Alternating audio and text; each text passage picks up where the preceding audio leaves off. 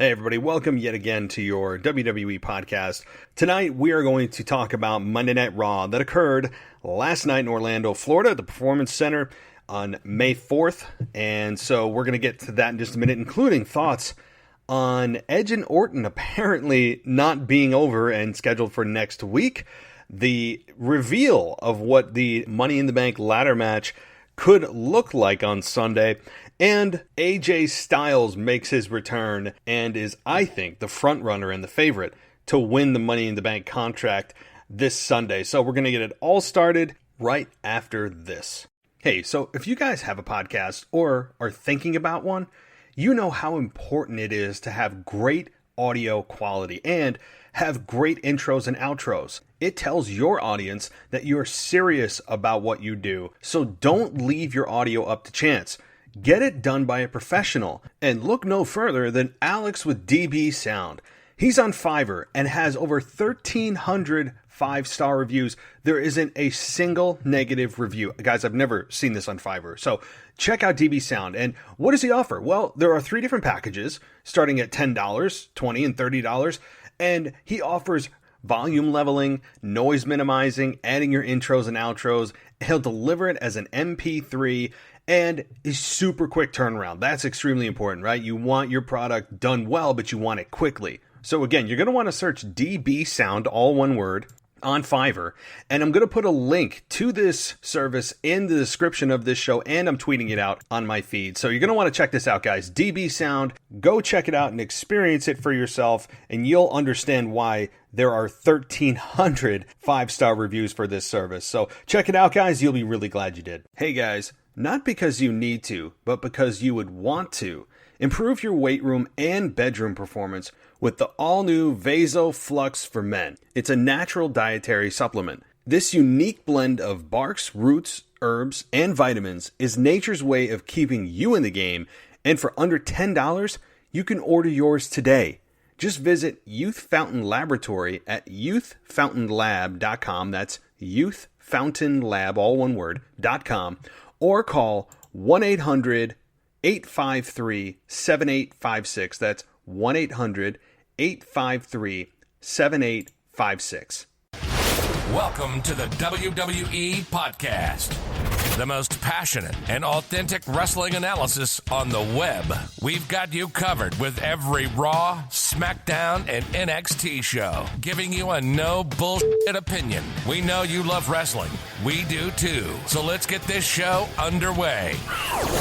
And that's the bottom line. What? 'Cause Stone Cold said so.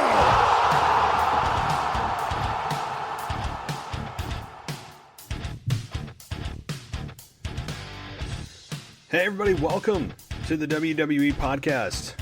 It is May 5th, 2020.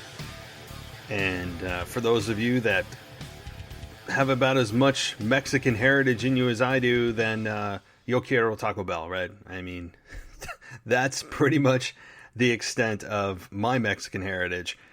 But it still would have been exciting to celebrate nonetheless, especially given that there's really not a whole lot to celebrate right now. You can't go anywhere.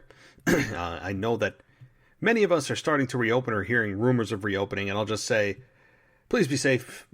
Wear a mask if you can, right? I mean, pretty much common sense, and let's move on. I don't want to talk about the pandemic that's just sucking up all of our lives. We're here to talk about the fun stuff. We're here to play in the sandbox, as we say, and talk about the WWE, and talk about Monday Night Raw. And we're going to get to that. And there's a lot of interesting things that happened last night on Raw. A lot of them good. I'm not going to sit here and say interesting means bad. And some good things I'd say right off the bat.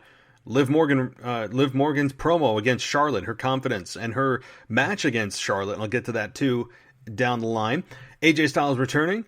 Apparently Orton and Edge isn't over. We had a lot of positives here. Seth is really starting to come into his own against Drew McIntyre, but Drew is also holding up his end of being what a champion feels like. So there's a lot of good going on. I know that many times I'm critical of the product, but the fact is, when it's good, I also call it when it's good. And right now, I am enjoying Raw, given the element and the environment we're in. I have forgotten that there's a crowd, and that's That's a good thing. I've gotten used to the awkward silence and awkward pauses and sounds that I normally don't hear, right? I mean, you actually hear the ropes. You hear the ropes stretching. I mean, you don't believe me? Go back and listen. It was the closing segment of Raw with Seth Rollins trying to go for the stomp. He leaned on the rope and you can hear the ropes like stretch. I mean, so these little just nuances that you otherwise wouldn't hear if there were fans in attendance. You hear, I've actually heard calls given by referees to the talent in the ring. I've actually heard that. Like, I heard 20 seconds to close, 20 seconds to close, hard cam, hard cam, hard cam. I mean, I've heard these things. I mean, things that you know that the crowd noise would otherwise mute out. But it's been a fun ride. I've gotten over the shock and awe of it from 7 weeks ago. And I'm starting to settle into this new phase of what wrestling is in a no-fan environment. And the shock and awe of it is now over. But does that mean I don't want fans back? Hell no. Right? And there are rumors floating around that Florida could be allowing, at least in a partial capacity, fans to attend sporting events. And if that's the case, alle effing luya, right? Alle effing luya if that's the case. And as long as it's safe, okay? I'm not advocating everyone go and make out with your neighbor next to you, right? I'm not saying that. I'm saying that if it's social distancing or whatever they have to do to make sure that the density isn't a problem with people there, then I'm all for it, even if it's in a limited capacity. So I'm all for it, and I think we need some normalcy in our lives, and that's why I appreciate WWE for being able to stick around. And yes, there are cases to be made, and there's an argument to be made as to why the WWE should not have been deemed an essential service, and there's politics behind it. The fact of the matter is, I've kind of landed on this, is if WWE has the stroke to stay going and keep going, and they feel the risk of having bad PR is worth the reward of being there for fans on a weekly basis, and the ultimate PR result being, an outcome being, that the WWE was one of the very few, if any, other sport. Yeah, we're not going to get into whether or not you believe WWE is a sport. Let's just call it that.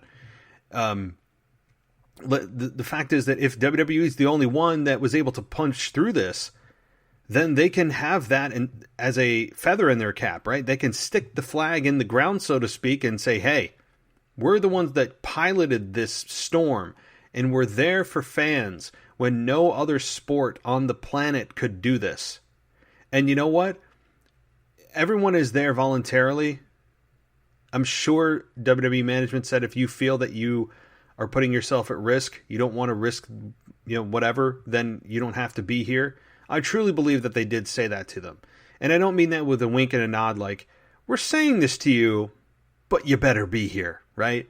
No. I really don't think that this was a serious deal. I mean, my God, Roman Reigns pulled out, and WWE hasn't mentioned him in weeks and weeks. They even edited him out of the number one moment of Money in the Bank. They edited Roman Reigns out of it. You don't believe me? Go back and watch Raw. You watch Seth Rollins pin nobody. He just stomped Brock Lesnar, and the next thing you know, it flashes to black, and then Rollins is holding up the WWE Championship from WrestleMania 31. The heist of the century. It was a great moment, but it is interesting that they're editing out Roman Reigns from even past footage. I don't know what that means. I don't know if they're just going to the nth degree to try to get Roman Reigns out of the minds of fans. And if that's the case, I don't think that means, Roman's getting fired, they're on bad terms. No, I think they're just completely distancing themselves, and I think that that's a good thing because it gives fans a time to cool off from Roman. And when he comes back, nobody's talking about him. You're not even watching him in old footage or anything. It's going to be that much more shocking, that much more impactful. And I think Becky Lynch is also a beneficiary of the break right now. We haven't seen Becky Lynch in any kind of program, so to speak, since Shayna Baszler. And I think that she's just kind of in a holding pattern until she gets past Money in the Bank to find out who is going to carry that briefcase. So Big long open to this show, guys, but thank you for joining me. I'm going to get right into more nitty-gritty details in just a minute, but if you haven't followed the show yet on Twitter, well, go ahead and do it. It's at the WWE Podcast on Twitter. Each word has an underscore underneath it, or separating each word, there's an underscore, just so you're clear. Okay, also you can head on over to the website at wwepodcast.com, and if you do shopping on Amazon, there's a support the show tab right at the top of the website, and then there's a banner to Amazon. It just redirects you to Amazon and tells Amazon, hey, they sent you here, give them a small portion of what the sale was. That's all that is. So there's a lot of other ways to support the show. If you like this show, or you really hate us and you want to rant about us, well, here's your chance. All right? You guys complain, whatever. I don't care. Just go to Apple Podcasts and give me the rating and review. I would appreciate a 5-star rating if you guys like the show, but certainly many of you have had your alternate opinions, or your non-traditional opinions, right? If I'm going to use WWE language for fans that don't cheer when they're supposed to cheer, or boo when they're supposed to boo, y'all are non-traditional, right? What a disrespectful slap in the face, isn't that? They do that every year, and this year we didn't have the honor of being called non-traditional fans, as there were no fans in attendance for the Monday Night Raw after WrestleMania. So, by the way, you can also get this entire feed ad-free if you head on over to patreon.com/WWE podcast if you want everything ad-free and you're tired of the ads. Easy way to do it. So head on over there and you can get a shout-out on the show and a whole bunch more stuff that I'll be adding in the future. So let's get right into Monday Night Raw. And we start off with the MVP lounge. Again, we have to have MVP toe the corporate line here and welcome us to Monday Night Raw. Why? I'm not even going to get into it. Y'all know that that's just a little thing that is it's a microcosm of a larger issue of WWE language. And I know I'm going to start out a little bit negative, but I have to just get it off my chest that it correlates to some other things. And I have nothing against MVP. This is not against MVP. This is against the corporate culture, or just the systematic nature of Monday Night Raw, where somebody has to welcome us. The announcers can do that. Okay? I don't need somebody who's in an empty space welcoming us to Monday Night Raw. Right? It was bad enough when they had fans there. We all know we're here, right? We bought a ticket. You know, we don't need the announcers or whoever. I'm sorry, not the announcers. The announcers can do it. Jim Ross did it every single Monday night. But I don't need whoever's out there first to welcome us to Monday Night Raw. Why? I mean, really, do we not know what we tuned into? We have no idea. I don't get it. And you know, again, this is a bit of a larger issue with WWE because they seem to, for every pay-per-view, have a slogan, a tagline, right? They drilled into us until we were dead, buried, and 6 feet under. They dug us up, stabbed us a couple more times, put us back under, and buried us again, right? With the WrestleMania tagline that's too big for one night, too big for one night, too big for one night, too big for one night. It's almost before every pay-per-view that WWE, in a creative meeting or production meeting, whether it's, I don't know how the hell they hold them, in person or WebEx, I don't know.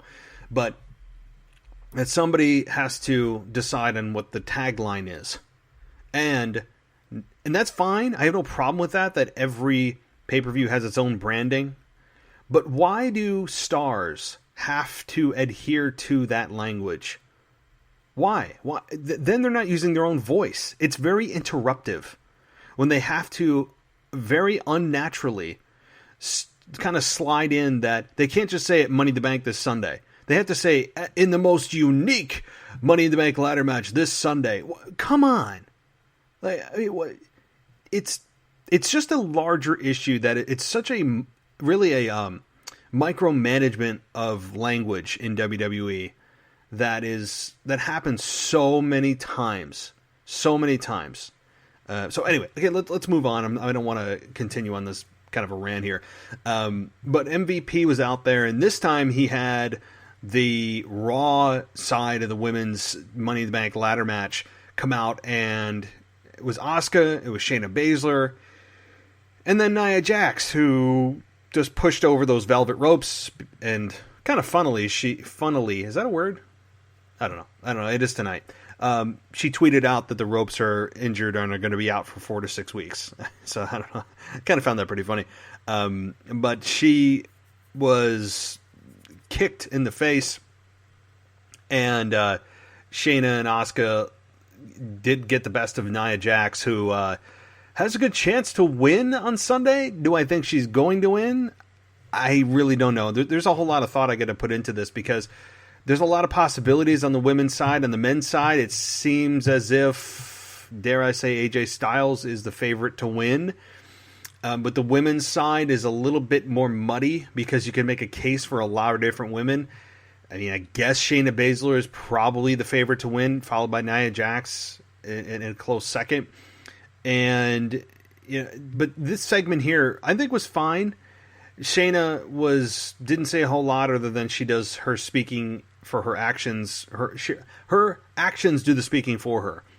I.e., I'm not a great promo, so I'm just going to use my in-ring actions to fill the void of me having to be a great promo.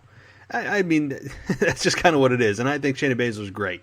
But that's really what it is. And you're just using your weakness and covering it with your big strength of in-ring prowess and in-ring presence. And, I'm really...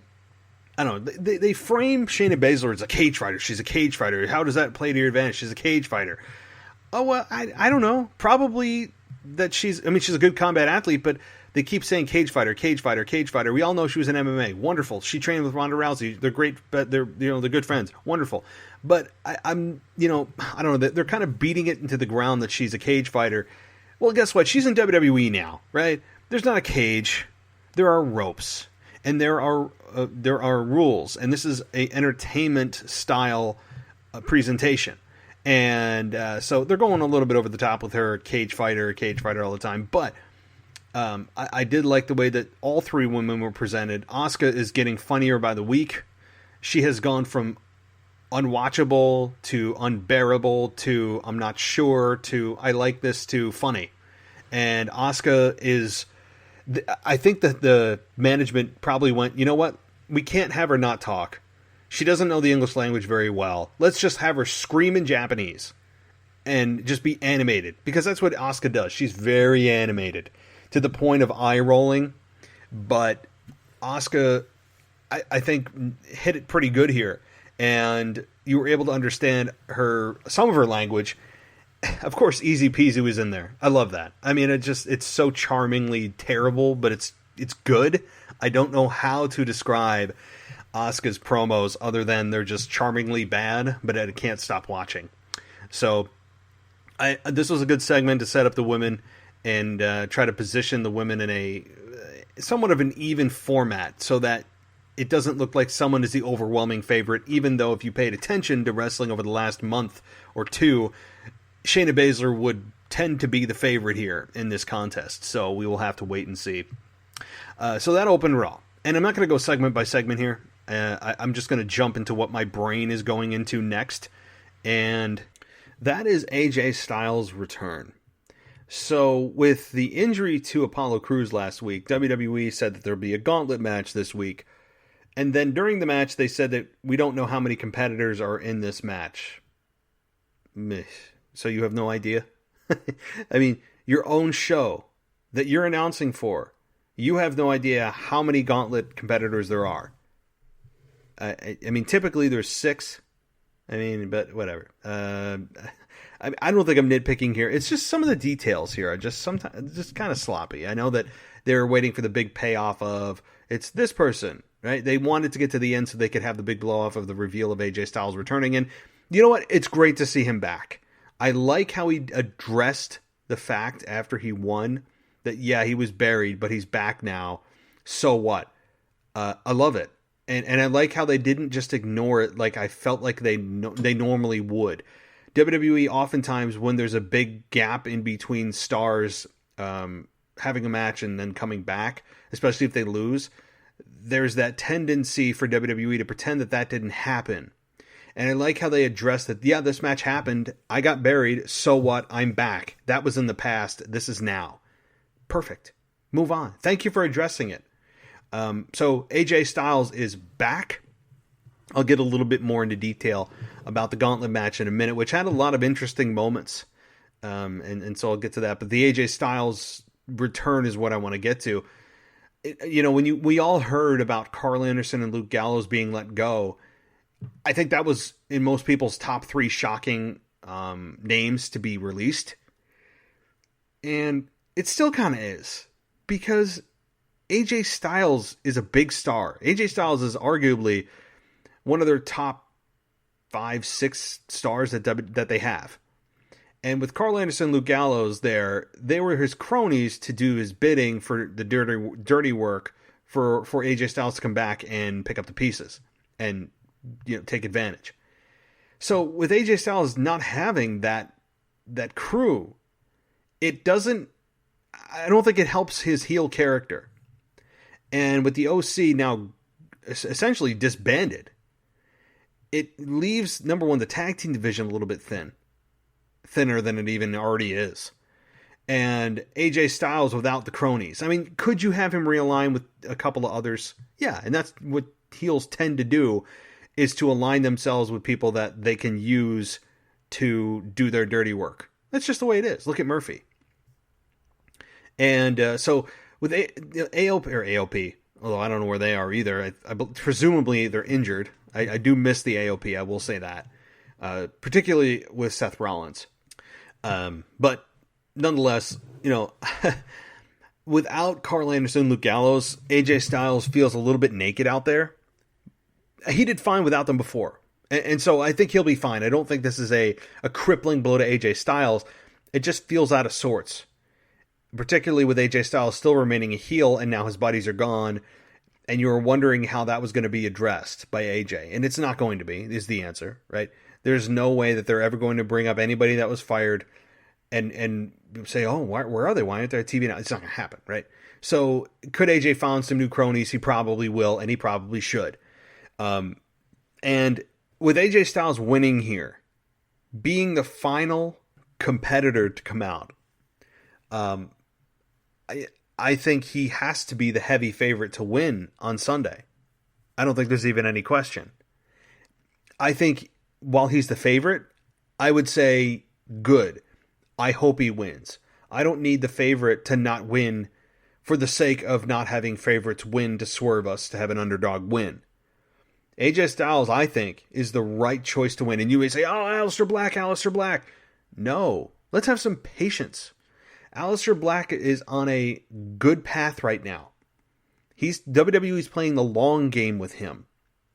We still don't know a whole lot about Aleister Black other than he likes to sit in dark rooms with dimly lit lights asking people to knock on his door. And he cuts kind of slow, methodical pauses and inflections on certain words. And you pay attention to what he's saying. He's very unique. I still don't know how he's a babyface. I said this with Ashley on Saturday. How this guy is a babyface is beyond me. How he is supposed to be billed as a babyface, I just don't understand. But I guess that's a conversation for another day. The task at hand here is, for those that think Aleister Black's going to win, I think he has a small chance.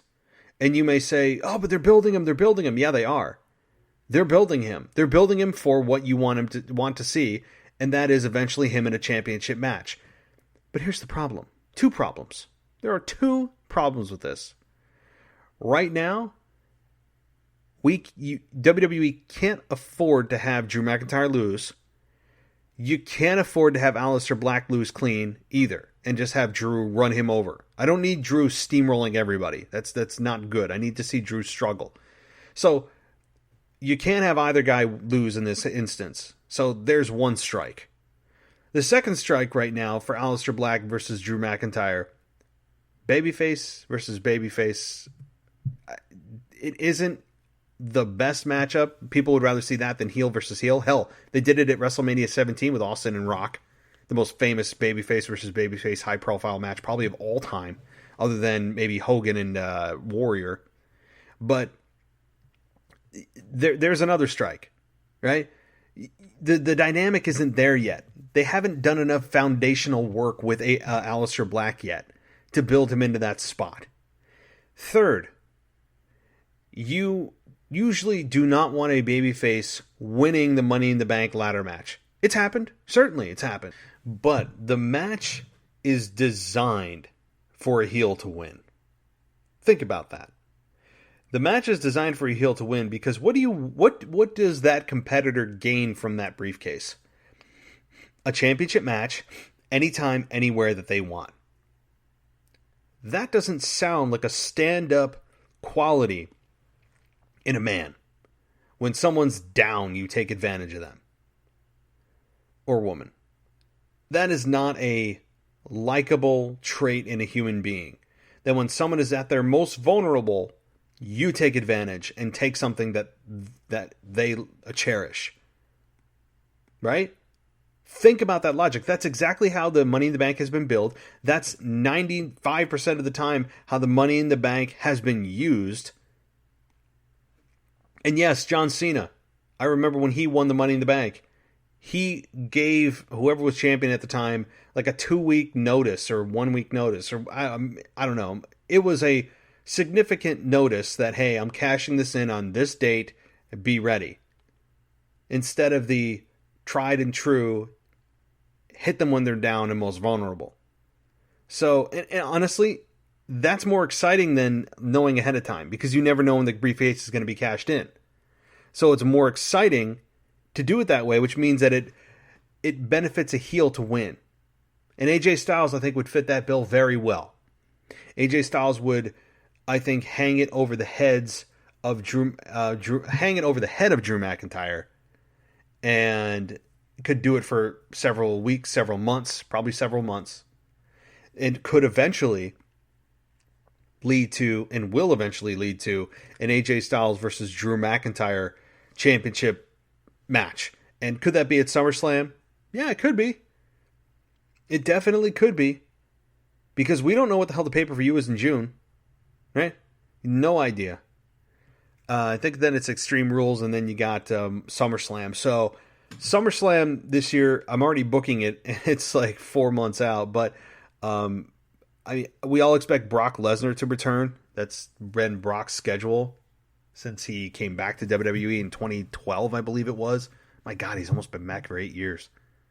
Let that sink in. Wow. Oh, man. Let that sink in that Brock Lesnar has been back with WWE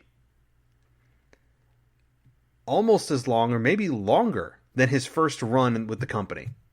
Because when Brock came in, it was 2002. Oh, yeah, much longer. Burst onto the scene, exploded, made it through March 2004, and left.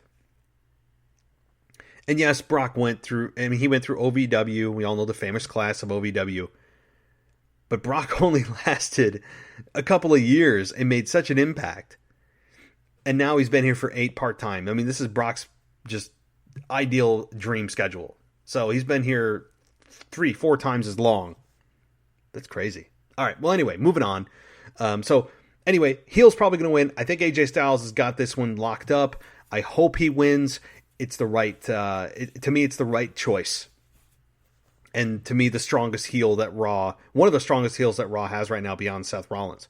And we also got a bit of a glimpse into what the WWE headquarters is going to look like and the different rooms that they could fight in, the corporate rooms, the like computer room, like some kind of like teaching room, a lot of different hallways and desks, and it's exactly what you'd think. And if I recall correctly, it looked like there was a ring on top of WWE headquarters with ladders there. So they're really just fighting to get to the match. Does that make sense? Okay? The men and women here are fighting to really just get to the ring to have the match to get the briefcase. It's really just a pre-match.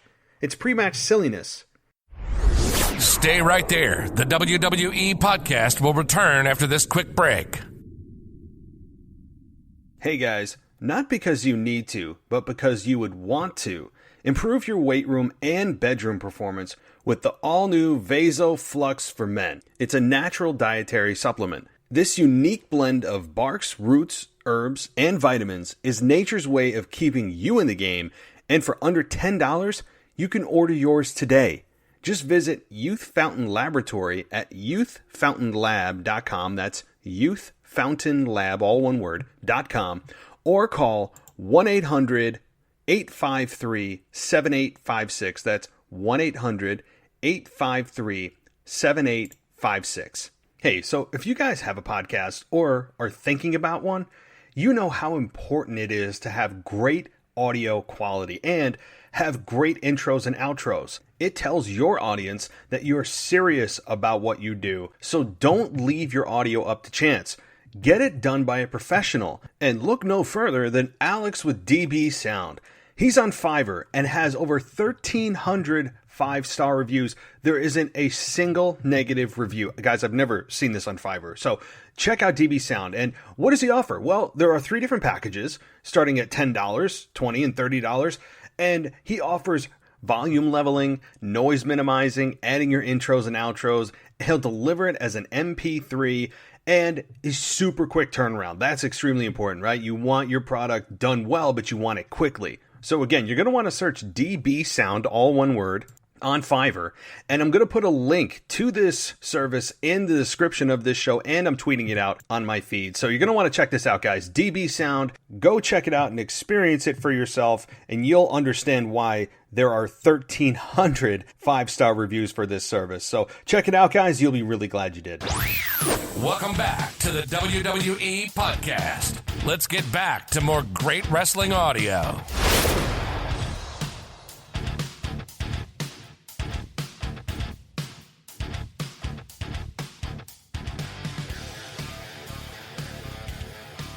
Why couldn't they have just not done the corporate silliness and gone to the roof of the headquarters and had the match on top of headquarters in a normal ring where more moves could be performed and probably in a safer environment than if you did it through the offices and have just inanimate objects being thrown and higher risk of injury. Plus, you got to desanitize that thing, right? I mean, whoever has to desanitize that building after this, I do not envy. Because there's going to be a lot of stuff touched. All right. Well, let's move on here to the Seth Rollins and Drew McIntyre segment. And here's what I'm loving Seth Rollins right now, too. Seth Rollins right now is starting to morph into who I think this Messiah character truly is. And it's not just about being the Monday Night Messiah. He is truly taking a religious approach to this. And I love it. He feels very comfortable. He feels like he belongs in this role. How much more enjoyable is Seth Rollins as a heel than he is as a babyface? The answer is infinitely. There is a right answer here. And I know that many, including CM Punk and other wrestlers on the backstage, WWE backstage, had said, the irony of this is going to be when Seth turns heel and then they start cheering him. Nope. And I said, nope, that's not going to happen. Not going to happen. I feel as if performers and even past performers that are no longer in the active in-ring competition have some kind of blind spot when it comes to fans' true understanding of why they boo and cheer.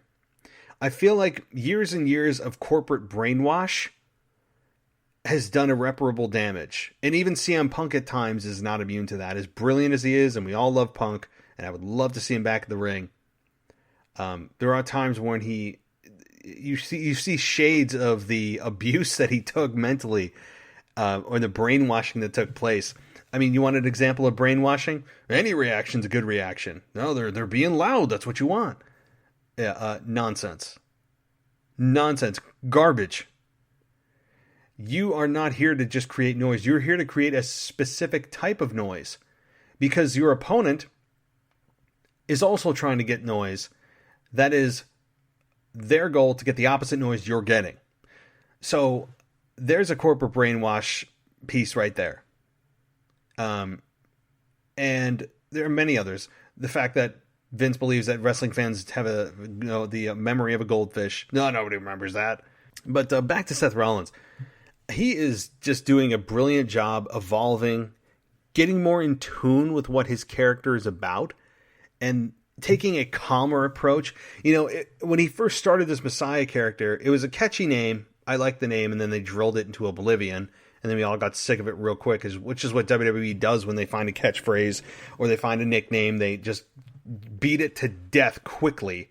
It's like the fruit stripe gum. Remember as a kid? It had like a zebra on it, and a bunch of animals. And the flavor of that gum would last, about as long as the sentence I've just said. And it's like that. It's great for a little bit, and then, okay, well, it's dead now. And it's like... And on a really, really weird side note, if anyone's watches South Park, see where my mind goes? The scene where Stan goes into the bank to deposit his check, and he gives it to the bank teller, and after he cashes it, the bank teller says, hey, he's like, okay, Stan, we're going to put this $100 into some mutual funds, and it's gone. And that's, if you haven't seen it, just YouTube, and it's gone, South Park. You know what I'm talking about. If you haven't seen it, it's pretty funny. But anyway, moving on here, though. Seth Rollins, though, is doing great work. I love his demeanor. It's calmed down since he first transformed into this Messiah character. At first, it was kind of this blaming the fans, yelling at times, a bit more of the old Seth Rollins with just a Messiah name. Then he got the jacket. Then he got the backup. Then he lost at Mania, which hurt his character, hurt his momentum for sure, and then is starting to build himself back up in a much more kind of a quiet anger or a quiet deception type of approach. He's taking this, and again, the character is brilliant because the character is telling us that it's his cross to bear, so to speak, of course. It's his burden to carry. And that it's not me taking something from Drew. This is bigger than all of us, right? And at the end of Raw, Drew challenges Seth to basically, hey, you want to fight? Like, are we doing this after Drew beat Murphy? And Seth backed down, very chicken, very heelish, goes up the ramp, and then after Drew's back was turned, he super kicked Drew McIntyre, and it's heel. And yes, Drew got a little bit of retribution, but I like how Drew did not hit the Claymore on Seth. That's what we're looking for. I don't need to see that because it makes me want to see Money in the Bank to see that happen. See, it's just simple human psychology. When you know what the fans want to see, and you tease giving it to them, but you don't quite give it to them, and you know that they know that it'll happen at that pay-per-view that they have to pay to see, why wouldn't you do it at the pay-per-view that they are going to pay to see? i.e. now the WWE Network. But that's just very, very, very basic wrestling 101 booking, is to not give the fans exactly what they want, because when it gets to the pay-per-view, if they've already seen Drew Claymore Seth 3-4 times, yeah, the title's on the line this time, but it's not as satisfying to see Seth get laid out as it would have been if they didn't do anything, and that's exactly what they've done. Other than a couple of headbutts from Drew, he has not hit his finish on Drew, and I like that. I also like that Murphy, as even Drew McIntyre slipped up this week, calling him Buddy Murphy. I mean, Buddy Murphy just kind of rolls off the tongue, doesn't it? Buddy Murphy. It's just inevitable that you have 3 to 5 people a year just lose their first names. I mean, why don't we just have McIntyre versus Murphy versus Rollins? I mean, like, why are we even bothering with first names? I don't trust that anybody's first name is sticking around long. It's just, we've seen too many instances of first names being axed by the chairman. I don't know what his issue is with first names, unless they show strength and they're manly and they're alpha male. No, I know Buddy isn't the strongest alpha male name in the book, certainly not. But Buddy Murphy is I think a much smoother name than just Murphy. Right? I mean, I don't know. Maybe I'm alone in this. I would not have gotten rid of Buddy's name. I know that. Oh, hey, Buddy, what's up, Buddy? I get it. Okay, I get it. The way that people use the term Buddy is not exactly sometimes endearing. It doesn't really, especially if he's going to be involved with Seth, I think is what they are also thinking. It's not a good look for Seth to be hanging out with somebody called, hey, Buddy, right? And I'm thinking that if Buddy Murphy never got involved with Seth, that they probably would have kept his name. So, something to think about. But I love everything that Seth and Drew are doing right now. I mentioned on the podcast last week on Saturday with Ashley that, we were kind of disappointed that they went so quickly to Seth and Drew, because this is something they could have built upon, and maybe they will, and maybe they will revisit it back when we are coming up to SummerSlam in a few months. Maybe they'll revisit this, and I'll be fine with that too. But it seems kind of really quick for them to go here. And when you look at the roster, the depth of the heel roster, it's not very big. It's really kind of bare bones. I mean, you've got a heel team with the head of it being Zelina Vega, but you have Andrade as the United States champion. You can't have him challenging for the WWE Championship. You've got Angel Garza, who's up and coming. You've got Austin Theory, who's up and coming. And you look around and you're like, who else is here to challenge Drew? Brock's gone until SummerSlam. Seth's around. Yeah, he lost at Mania, but we'll build him back up. It doesn't matter. I'm telling you, that's what's being said here. And then you have AJ Styles' return, which was a huge positive for the depth of the roster in general, especially obviously in the heel side. So it's great to have AJ back. I can't underscore how big that is for the championship picture and for Drew and for the company itself, as Raw went to, I believe, a 1.5, one of their lowest rating ever. I mean, understandably, though. So it'd be very interesting to see how they bounce back. Very interesting on a weekly basis. Once things are opened up a little more and there are actual fans in attendance, how this is going to affect the ratings for WWE. Be very interested to see that. All right. So another story came out here, and actually, let me touch on this quickly. Liv Morgan and Charlotte. Liv got I think, a career night there. She had the most productive night of her career. Beyond the silly vignettes that she did and saying she's changed and the silly Lana stuff, the love triangle, and all that stuff, or even with stuff with Ruby Riott. To me, this segment with Charlotte was the best work of her career. She felt that she belonged. She may be in stature, the size of Alexa Bliss. She's a damn good-looking woman, as most of the women are on the roster. But she's got the presence of at least being able to fake confidence really well. Even if she truly doesn't have it, I believe her. Charlotte is standing there in her queen outfit. I mean, everything has to end with her of bow to the queen. You're going to bow, bow, bow, bow, bow. Can we not have to do that every time? I don't know. I like Charlotte as a competitor. I think she is the alpha female of the women's division as a whole for the company. But do we have to say every single promo, bow to the queen, and you'll bow to the queen, and I'll bow here, and you'll bow there, and I'll genuflect over here? I mean, hopscotch. What are we doing? Can we just stop talking about bowing to the queen? Oh, it's my tagline. That's my... yeah. And you know what's great? Sometimes less is more. Everything is leading to, and they'll all bow to the queen. Okay. I don't know. It's not a bad line. It's fine.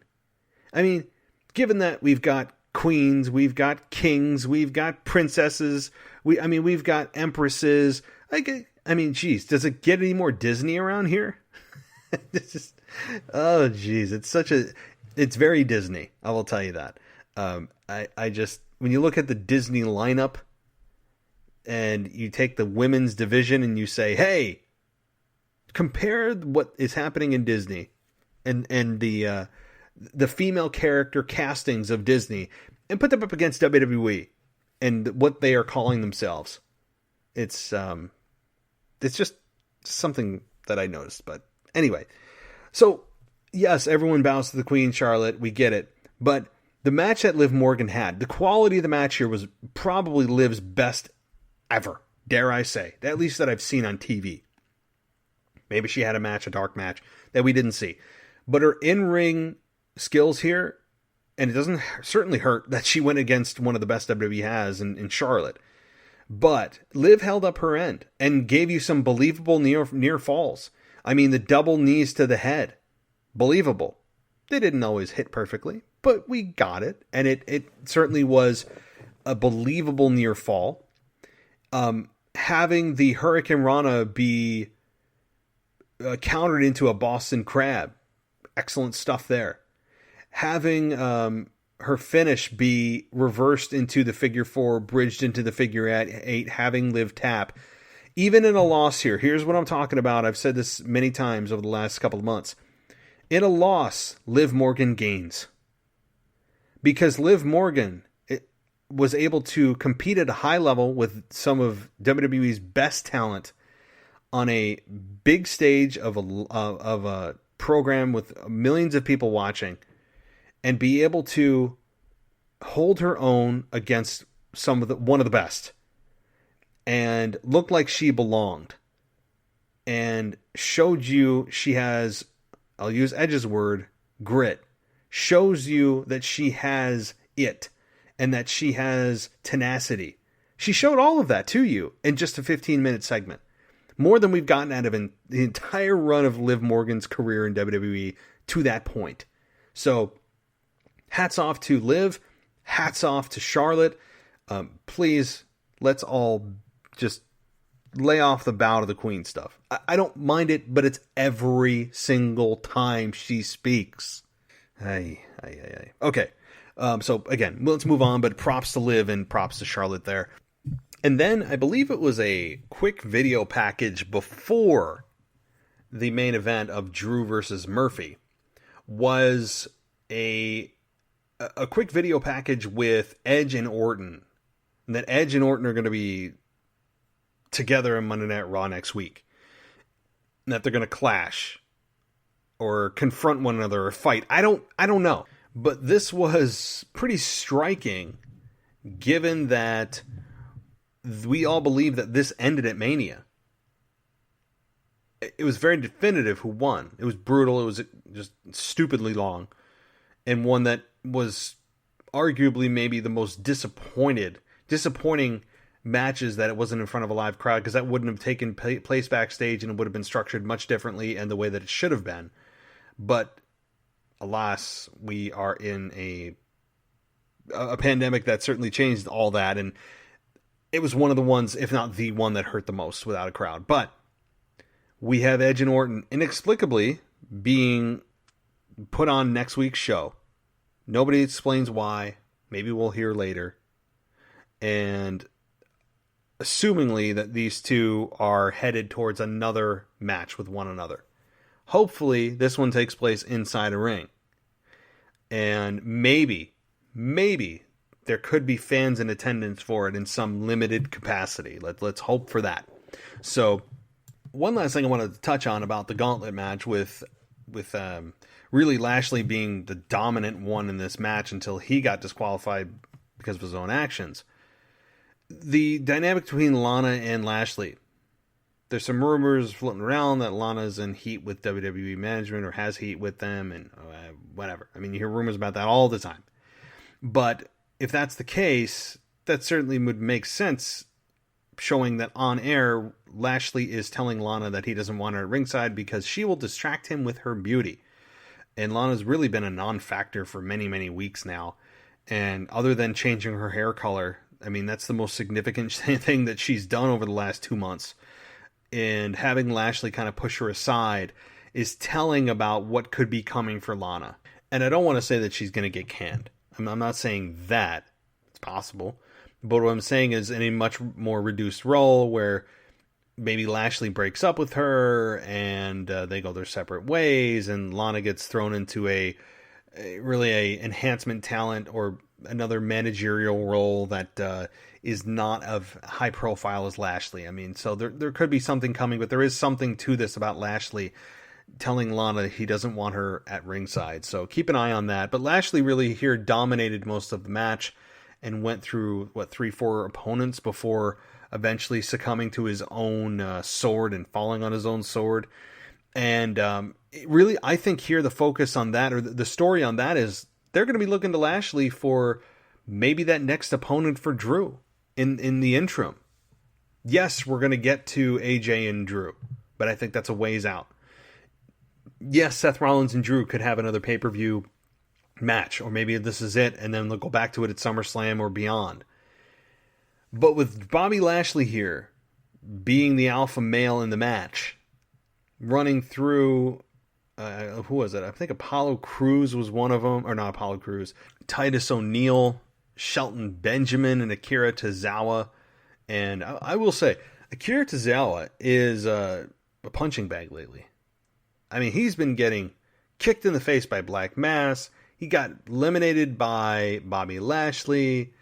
Somebody else just beat him up too recently over the last few weeks. And so Akira Tozawa is really getting the shaft over the last few weeks. And I don't know if that means he has heat or if they're just using him as a glorified enhancement talent. But the fact of the matter is, just keep an eye on Akira Tozawa, who is losing at a rapid rate. But anyway, we had Humberto Carrillo here. He always has a good showing. And then it turned into AJ Styles, who, I mean, look, him and Humberto have past history. He was the United States champion. I remember the belt went back and forth a couple of times. Don't forget that. So they knew they were going to be able to get a good finish out of these two because they worked together previously. So, interestingly, we didn't get a whole lot from Zelina Vega this week. Disappointing. You guys know I'm a huge fan. And so, you can't have every show have 5 segments a show. But I thought the WWE was latching on to something there. And I was hoping they would give her nothing. They didn't even, as far as I know, give her even a spot to speak beyond standing at the ring and doing her magic outside of the ring and cheering on Austin Theory or cheering on Angel Garza. And so it was disappointing. I didn't get to see a whole lot of Zelina, but that's just the way the show goes. You can't focus on the same people all the time, especially 3 weeks in a row now. But I would anticipate bigger things down the line, and you all know that I am rooting for it. And so check that out. If you want my full thoughts on Zelina Vega, I mean, you can really go back to my last couple of shows. So, alrighty. Well, I think that's it for now, guys. I mean, this is pretty much Raw in a nutshell. I know there were certain things I didn't touch on. I know that for a fact because I have Hulu, so that means I take advantage of Hulu, and I do not see the full show, and I have to go back and check the notes. But thank you guys for listening. Again, hit me up on Twitter at the WWE Podcast. You can also go to the website if you want more info, and you can get an ad-free experience. If you're just tired of the ads, go on to patreon.com/WWE Podcast. You'll be able to get an ad-free experience, guys. So, as always, thank you so much for listening. I'll be back tomorrow with your wrestling nostalgia as we kick back, put our feet up, and we just enjoy the past and enjoy the golden age of wrestling. I still haven't decided what I'm going to do yet as far as a topic, but it'll come to me, and I'm looking forward to tomorrow night. It's one of my favorite shows of the week, so pay attention to that, forthcoming. And as always, guys, thanks so much. I'll talk to you soon. So if you guys have a podcast, obviously like I do, or if you're thinking about starting one, you're not sure where to start or what kind of tips and help you may need, you guys should really head over to Fiverr and check out DB Sound. This is a guy that has been doing this for years, and he will edit your audio, make sure that it sounds good. If you have intros or outros, he'll stick those in there as well. And if you're concerned about what others have to say, don't be concerned. His rating is 5 out of 5 stars, and that's with over 1,200 reviews. So you guys should have no worries in terms of if he's going to give you a good quality product, because he will. I've seen it. And if you are thinking about getting into the audio space and podcasting, check him out. He'll also edit any YouTube videos that you may have in audio. And obviously, if you are outputting your sound in multiple formats and you want to be on Apple Podcasts and everything else, you need to have great sound. The sound quality is everything in podcasting. It's the only way you communicate with your audience, and DB Sound is going to be the way to go. He is one of the most respected sellers on Fiverr, and I can tell you that with confidence. One of the highest rated. So check out DB Sound. I'll put on a link on my Twitter feed as well for those that may have trouble finding him. So check out my Twitter feed. And again, the seller's name is DB Sound, and he is just absolutely amazing at what he does in editing and taking out the ums and ahs and pauses and all that kind of stuff that you may not want to do as a podcaster, whether you're a veteran or you're just starting out. He understands the necessity of the quality of audio that you put out there as a podcaster. So check him out. It's DB Sound, and I'll put a link on my Twitter feed. Hey guys, not because you need to, but because you would want to, improve your weight room and bedroom performance with the all-new Vaso Flux for Men. It's a natural dietary supplement. This unique blend of barks, roots, herbs, and vitamins is nature's way of keeping you in the game, and for under $10, you can order yours today. Just visit Youth Fountain Laboratory at youthfountainlab.com. That's youthfountainlab, all one word, .com, or call 1-800-853-7856. That's 1-800-853-7856.